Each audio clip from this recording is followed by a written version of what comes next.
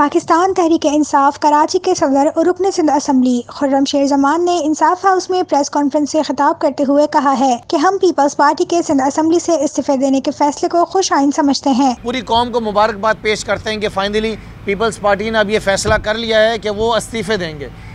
तो ये सिंध असम्बली से जो इस्तीफे देंगे इसको हम वेलकम करते हैं, इस फैसले को इनके। और उसके साथ साथ जो हम आपको बताना चाहते हैं कि जैसे पीपल्स पार्टी सूबे सिंध से इंशाअल्लाह ताला जल्द से जल्द इस्तीफ़े अपने दे देगी, तो हम डिमांड करेंगे इलेक्शन कमीशन से कि फ़ौरी तौर पे इन सीटों के ऊपर जो है वो बाई इलेक्शंस कराए जाएँ। आए हुए अस्पतालों के सामने जो प्राइवेट क्लिनिक्स के अंदर दवाइयाँ बेच रहे हैं वो सिलसिला उसका हमने ख़ात्मा करना है। आज तक हम दुआएँ देते हैं और देती भी रहेंगे ईदी साहब को कि उनकी एम्बुलेंसेस की बुनियाद के ऊपर हमारे ये मामलात हेल्थ के चल रहे हैं, एम्बुलेंसेस लेकर आएंगे, ये निज़ाम हम ठीक करेंगे। और सबसे बड़ी बात कि जो दवाइयों के बारे में हमने कहा हम उसको विल मेक श्योर कि वो अच्छे डॉक्टर्स हों, मेरिट के ऊपर जो है वो हायरिंग हो। पूरे सूबे भर के अंदर जो हैं हम जो क्लिनिक्स हैं जो कि छोटे हॉस्पिटल्स हैं उसका हम क़याम करेंगे। लोगों को दूर दराज शहरों से सफ़र करके कराची में प्राइवेट हॉस्पिटल्स में ना आना पड़े, जो कि पीपल्स पार्टी की नालायकी और उनकी नाकामियों की वजह से सूबे सिंध के अंदर हो रहा है। उन्होंने कहा कि हम सिंध में हुकूमत बनाकर इदारों में तब्दीलियाँ लाएंगे, सिंध के 4 महकमों में इस्लाहात लाएंगे। आसिफ अली जरदारी के जो बहनोई हैं वो पहले हेल्थ के सेक्रेटरी थे, पहले उन्होंने तबाह किया हेल्थ मिनिस्ट्री के निज़ाम को।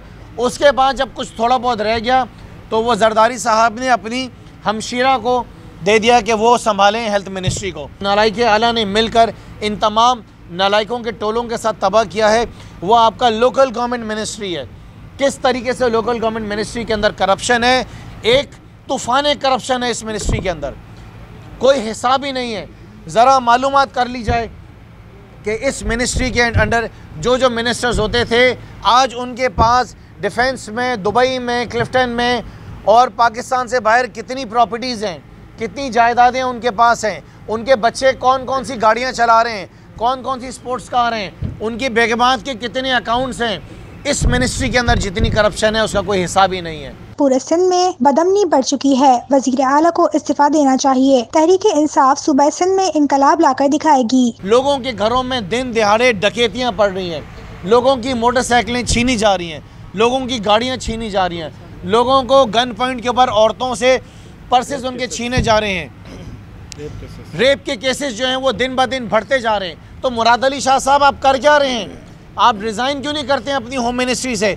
वैसे तो अव्वल तौर पर आपको चीफ मिनिस्ट्री से करना चाहिए क्योंकि आप नाकाम तरीन मिनिस्टर हैं। कराची के लोगों को मुबारकबाद देते हैं कि 50 गाड़ियाँ जो हैं वो चाइना से रवाना हो गई हैं और कुछ दिनों के अंदर वो उसकी कराची पोर्ट आमद होगी। हम कराची शहर के तमाम ज़िलों के अंदर, डिस्ट्रिक्ट्स के अंदर जो है हम उसको खड़ा करेंगे ताकि लोगों को जितना जल्द से जल्द हो सके उनकी जानें बचाई जा सकें, उनका माल बचाया जा सके। दुनिया भर से अब लोग पाकिस्तान में सरमायाकारी कर रहे हैं। ज़र मुबादला ज़खायर के अलावा सनत भी तरक्की कर रही है। सनत से लाखों मजदूरों को रोजगार मिल रहा है। हम जानना चाहते हैं मौलाना साहब कि इतनी जायदाद जो हमने कल टीवी पे देखी, वो मौलाना साहब सारी जायदाद आपके पास कहाँ से आई? मौलाना साहब आप तो मदरसे चलाते थे, आपने तो जिम्मेदारी और बेड़ा उठाया था बच्चों को हाफिज़ कुरान बनाना, तो इतनी जायदाद आपने कहाँ से हासिल करी ये भी हम जानना चाहते हैं। ऐसे MPs नहीं देखे गए थे कभी, ये वो MPs हैं जो कराची ने कभी नहीं देखे थे। भत्ते लेते थे कारोबारी शख्सियात के पास, रमज़ान के अंदर फ़ितरे लेते थे। इसी शहर के अंदर MPs लोगों की खालें जाके छीनते थे, बकरा ईद पे पार्कों पे कब्जे किया करते थे, बिल्डिंगें चढ़ती थी, फ्लोरों पे पैसे लिए जाते थे। बताया जाता था कब शटर खुलेगा, कब बंद होगा। ये चेहरे देखें जो कराची के MPs आज आपके सामने बैठे हैं। हम कहते थे कि नौकरियां होंगी, नौकर नहीं मिलेंगे, ये वही वक्त आपके सामने आ गया है वज़ीर आज़म इमरान खान की पॉलिसीज़ की वजह से। आज पाकिस्तान का एक्सपोर्ट इंपोर्ट से बढ़ गया है। आज पाकिस्तान की आमदनी जो है वो ख़र्चों से बढ़ गई है। आज पाकिस्तान का जो स्टॉक एक्सचेंज है, पाकिस्तान के जो स्टॉक मार्केट है, वो एक ऐसी सतह पे पहुंच गया कि पूरे पाकिस्तान में लोग अपनी कमाई के साथ साथ ये पैसा स्टॉक के अंदर भी लगा रहे हैं। आज पाकिस्तान के अंदर महंगाई भी कम हो गई है।